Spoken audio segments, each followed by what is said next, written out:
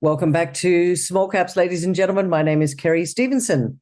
Today I've asked Steve Brown. He's the Managing Director and CEO of RemSense Technologies. ASX code is REM. Now, by the name of it, it's clearly in the tech space, and it's really interesting. They've got a product called virtualplant. I'm going to let Steve talk about it.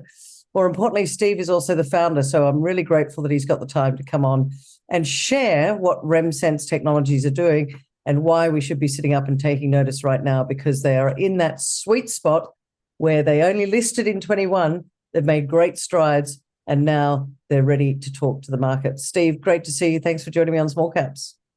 It's a pleasure to be here, Kerry, and thank you for the opportunity. Well, given this is the first time you've spoken to our beautiful audience out there, give us a brief overview of who are RemSense Technologies. Okay, so RemSense Technology, we're a digital technology company. We're engaged in industrial transformation using a digital twin platform, which is essentially virtual plant. So we are not a digital technology company involved in gaming or Facebook or any of those things. We're actually a focused business solving real industry problems. And what are those real industry problems? So the industry problems out there are essentially that all of the large tier one clients globally are all looking to improve productivity and the way they work. And they're looking for technology to solve a lot of those problems for them. They're looking for a simple solution to bring things together. And if you look at what the challenges are of doing that, is that all these companies have invested huge amounts of money in existing operating systems. You know, they either have SAP running the way that they do business, or an IBM product, or somebody else's product. So they spend a lot of money putting processes in place.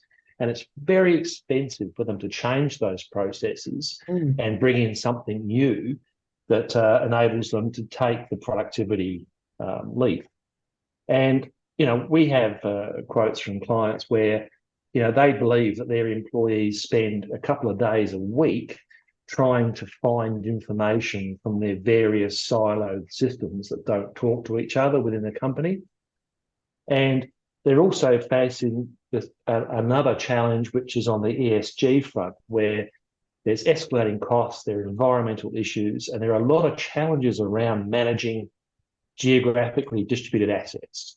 So if you're running a business that has a factory downstairs and an office upstairs, you don't need virtual plant, because if you want to see something, you just walk down the stairs and there it is. Whereas if you're a Woodside or a mining company or an electrical distribution business where you've got bits and pieces all over the globe, bringing all those together in a way that your entire company can understand what your asset base is incredibly valuable. And it all adds to knowledge, knowledge adds to productivity, productivity adds to a better business. Okay, so how does it actually work? Have you just got a lot of cameras everywhere taking pictures? I mean, I'm trying to picture in my mind, visualize how this actually works. Well, look, we have an outstanding video on our website that takes people through the journey of what it is. But essentially, in a nutshell, what we do is this, is that we go and scan a facility with special cameras. We do it at an incredibly high resolution. So when we go through an oil and gas plant or a mine site, we're actually able to read every piece of text and information that is available in the plant. So if there's an asset ID number on a pump, for example, we read that within the photographic environment. It is that clear and that detailed. That then enables us to build up essentially a photographic walkthrough model of the facility at that high resolution, and then enables us to do a lot of other more interesting things. So the first stage is a client gets the ability for anyone in their organisation to be able to go and walk through a plant that they have somewhere in the world and understand what it is they've got there. That's the first thing. The second thing is that because it's scanned in such high resolution, we've developed the AI and the programming, the background that automatically goes through and reads every bit of text that's in those images. It takes that text, compares it to the company's asset register. So every company has an asset register of all the bits that are in their plant, and that's what they then use for maintenance and inspection and replacement and procurement. It compares that bit of text with the bit of text that's sitting in their existing system, says, okay, yes, this piece here is pump number 5. It puts a mark and a tag into our photographic environment that says, yep, this is pump number 5.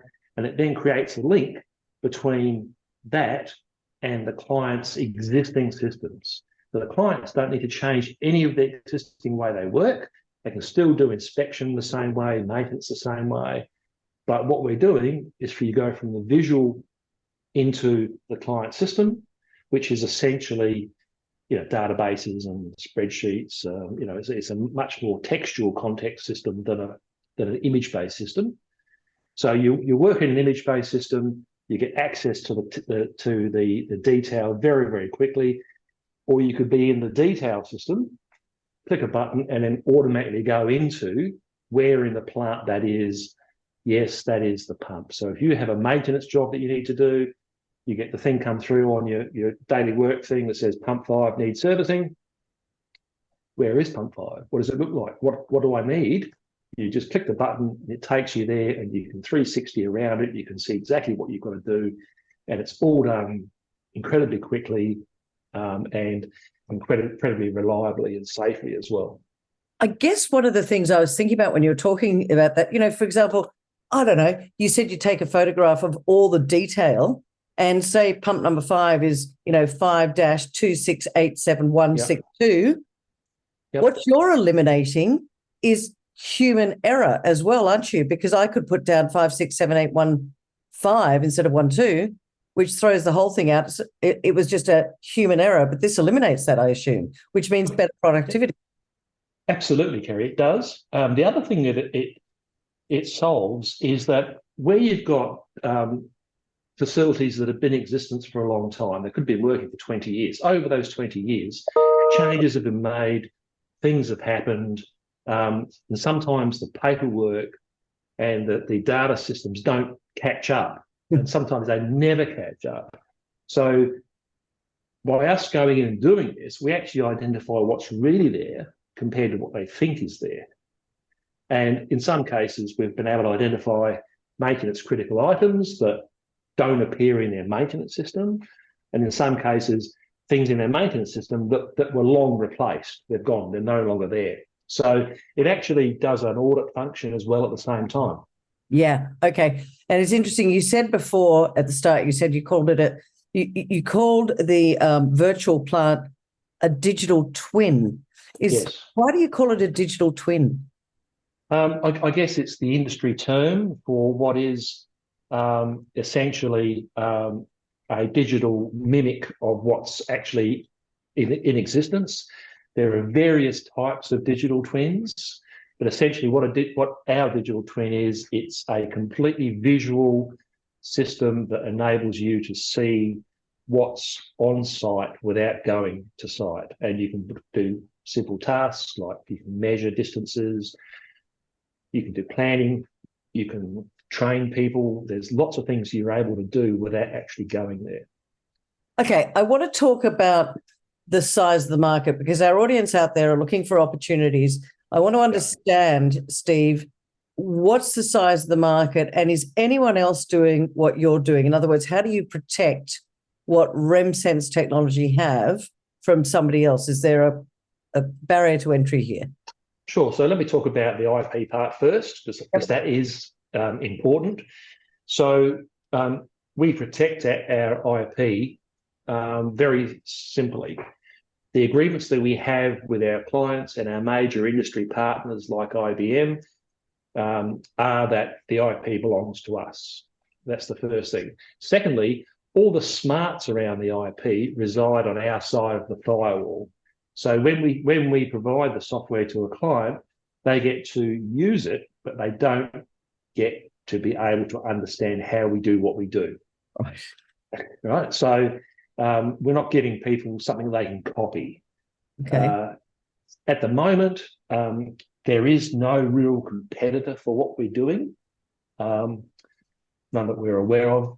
The world's a big place, but we certainly are not aware of anybody at the moment. The global partnerships that we have in place with IBM, for example, is an extremely good tick in the box for us because, IBM don't do this and don't talk to companies like us and want to do business with companies like us at the scale we are unless we've really got something interesting. And they believe we've got something interesting. Our tier one clients believe we've got something interesting. So we have that tick in the box from those guys.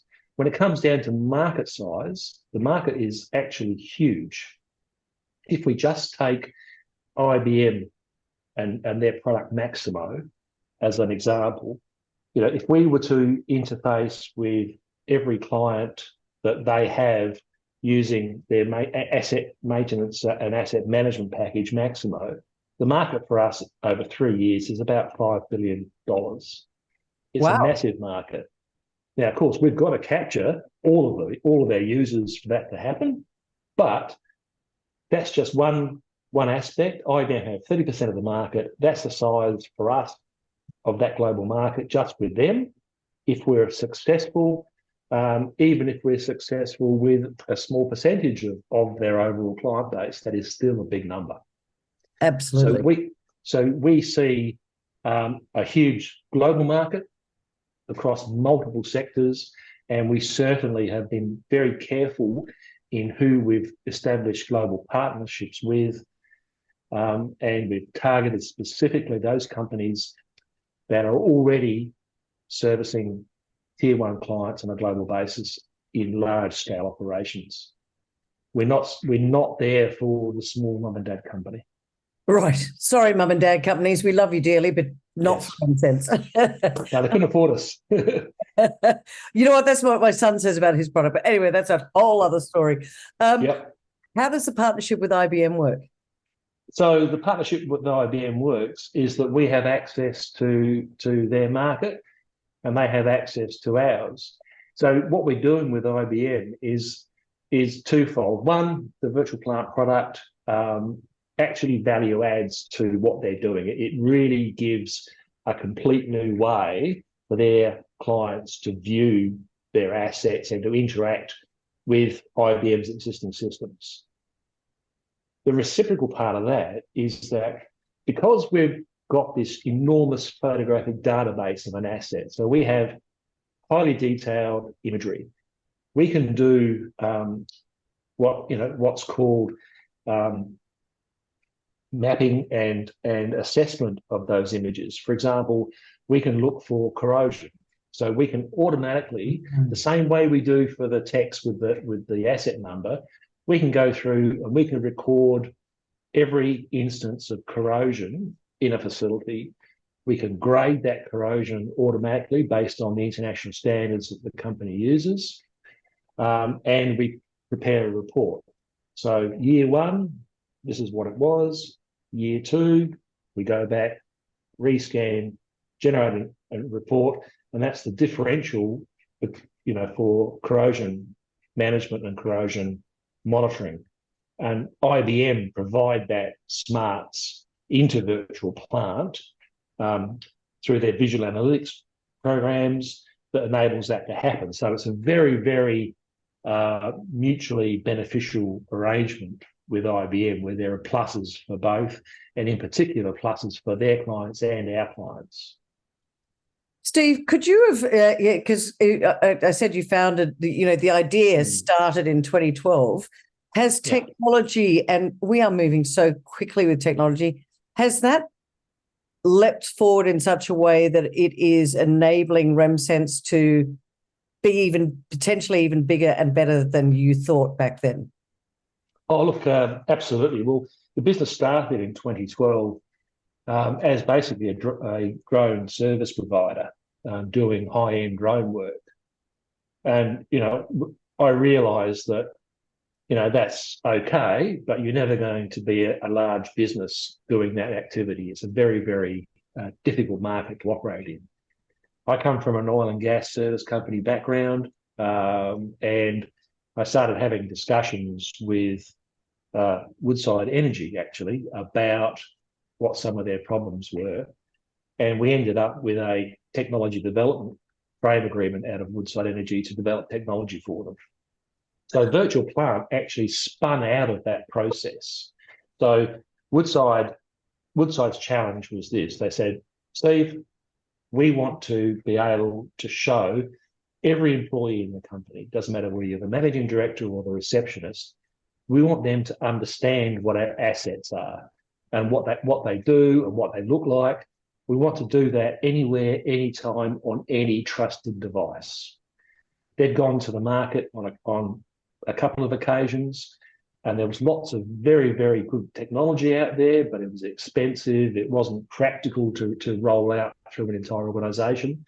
And they said, right, develop it for us. And we did. So we developed Virtual Plant. Virtual Plant was put into Woodside. It's still operational within Woodside. We're growing the asset base in Woodside that's being used now that the BHP assets are swung through into Woodside ownership. And it was actually developed for a real application for a real tier one client. And that, I think, is where the great success of what the product has come from. It's come from the fact that it wasn't just my idea for something that I thought that I needed to attract a client to. I actually had a client who was attracted to, this is their problem. How do you solve it? So we solved the problem. It's a very, very sticky solution in that what we find is that once people use it, it just becomes easy for them to use. They use it all the time. For us, there's a major upfront portion of the site work where we do the scanning, but there's a large SaaS component as well. So there's ongoing revenue. Yeah, I want to get into SaaS because that's really important for our audience to understand that as well. But before I do, is Chevron, when did they become a client? Yeah, so Chevron started to work with us in late 21, and they started with one platform. We did another one in 22, and we now have 4 in this financial or next in 23, 24 to do. So it's something that it just generates interest, it generates use, and it generates people who want to keep using it. Okay, so they become sticky, but it's not just oil and gas. You come from an oil and gas background. We've mentioned Woodside and Chevron. I want to ask you the question, somebody like Qantas, for example, our wonderful national carrier, it seems to me that this could be absolutely ideal for the airline industry. Look, it's actually useful for any market sector in any industry that has distributed assets. It could be Qantas. It could be a shipping company that has ships operating around the world. It could be a telecoms company with telecom facilities, located through the country. Anywhere where you've got to make an effort to send people to site to understand what's there, Virtual Plant has a relevance. And from a safety point of view, to be able to show people before they get to site to do a job exactly what they're getting themselves into is critically important as well. Okay. So it's very much the more people use it, the more people use it. It just keeps on growing and snowballing through an organisation. And sounds to me like you're only just getting started because the market is just so big. You mentioned SaaS, which is software as a service, which means recurring revenue. Tell us about. I think that from a shareholder point of view is actually pretty important. It's not a one-off sale, is it? No, it's not a one-off sale. It's a great one-off upfront payment to scan a facility, and then there's other lumps of payments that come through when they want it rescanned and updated, and if they want the corrosion analytics done, or some of the other things that we're working on now. But the SaaS component is where the recurring revenue is. We have a very simple SaaS model, and that is We charge per asset rather than per user, because we want everyone in the company to use it. The more people that use it, the stickier it becomes. Yep. And our sort of SaaS fees, we're talking $75,000 to $100,000 per asset per year to put the SaaS in place. So we don't literally need tens of thousands of users spending $25 or $20 a month to subscribe to a SaaS service. We have big lumpy SaaS fees that are actually incredibly good value for money for our clients. They get that return back very, very quickly. Again, growth, we talked about, the 5 billion just on the IBM partnership, and there's others, etc. Are you focused already globally, or are you more Aussie, New Zealand focused, or with that IBM partnership, the world's your oyster? I just want to get a lie of the landscape, if you like. Yeah, look, so where we are is that we listed in November 21 with a plan, and that plan basically got dramatically changed very early in 22. When we listed in 21, we didn't see IBM or anybody as a global partner. It just wasn't in our horizon or our frame. But when we started having discussions with these companies and understanding their level of interest in us and our level of interest in them, and how together we could do something much bigger, we had to change the way we were going to market. We had to change the product so it became more suitable to interface with these existing systems. So we dramatically changed what we did at the start of last year. We worked through that process last year. We now have that product fully certified, fully endorsed by our global partners. We've been expanding into oil and gas clients in Australia initially because we had a use case for that. But now it's time for us to spread our wings a lot further through Australia and internationally. And to do that, we do need some capital. We advised the market last year that we needed capital to actually build that runway and build out our BD resources to enable us to get out there in the market. And that's the stage that we're at now, that we're building up to build out. Okay, so have you the capital raise done, underway? Yeah, so the capital raise is underway. We've partnered with Peak Asset Management, who have put or arranged a placement. We're now in the process of a rights issue around that on the same terms as the placement. So our capital raise is well underway, and any shortfall on that, Peak will be helping us go out for further placement to make sure that we get the capital that we need. And with us, our cash flow projections without that are that we're going to be in a really good cash position this year anyway. But this gives us the money to actually grow the business. And that's the big point. We're not raising cash to prop up the business. We don't need that. What we see is a great opportunity out there for the company, that if we don't act, we're going to lose. Somebody else will get in somewhere before us with some other idea. So what we see is we either go for it or we just stay a small company with a bit of organic growth. And I think that larger growth, we would be correctly, heavily criticised if we did not go after that.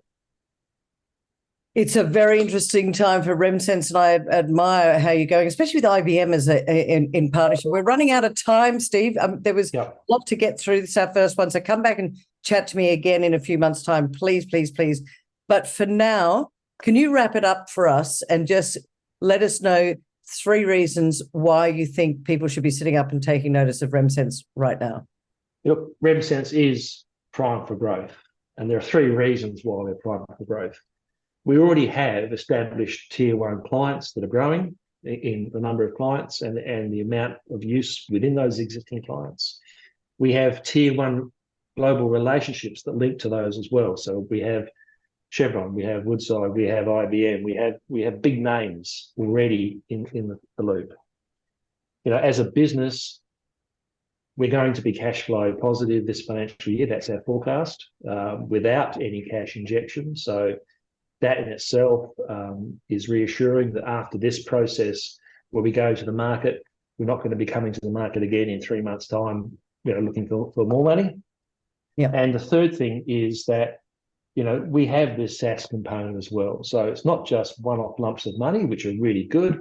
We have this reoccurring opportunity to generate SaaS revenues. As I mentioned before, these aren't, $25 a month SaaS revenues where we need thousands and thousands and thousands of people to subscribe. These are lumpy, industrial, sticky SaaS contracts. Love it. Lumpy, sticky SaaS, software as a service contracts. Congratulations. As you said earlier in this conversation, Steve, IBM do a lot of due diligence before they decide to get into partnership. So congratulations from a company that listed in 2021. Fantastic results, going cash flow positive in 23, doing a cap raise right now. But I wish you all the best, and we'll talk to you again in the near future. But for now, thanks for joining me on Small Caps. Thank you again for the opportunity, Kerry.